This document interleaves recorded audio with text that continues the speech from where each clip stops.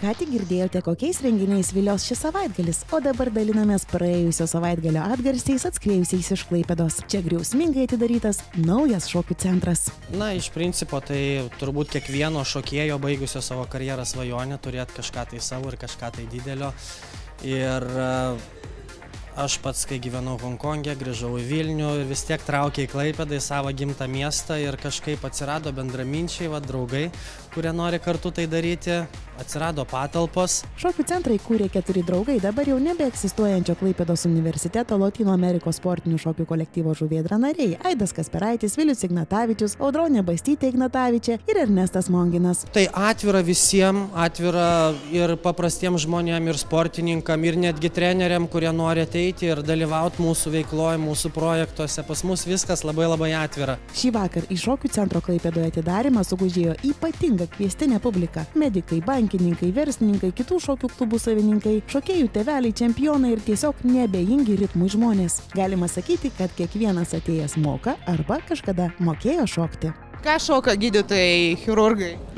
Operacinėje mes nešokam, bet dažniausiai šokame įvairius šokius ir tokiuose studijose aš manau, kad čia tikrai susirinks ne vienas gydytojas, o daug gydytojų bus.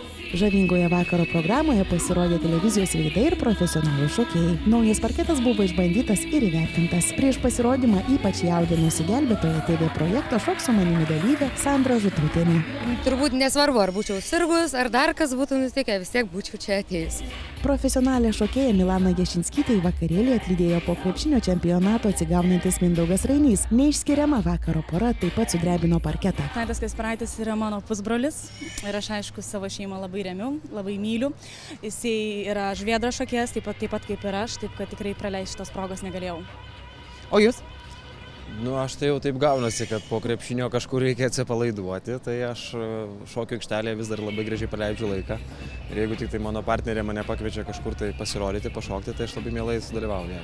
Visi svečiai linkėjo ilgiausių metų ir sėkmės išgyventi sunkioje konkurencinėje kovoje ant parketo. Kad kiekvienas mokinys, kuris čia mokysi šokti ar ne, pajustų gerą aurą ir malonumą šokio metu.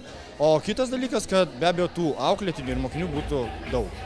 Akivaizdu, šokiai Klaipėdoje nemirė. Ir ne dėl to, kad šokių kolektyvų yra daugiau nei krepšinio komandų. Labiau todėl, kad šokis pritraukia naujų šokėjų, drauge nepaleisdamas ir senųjų.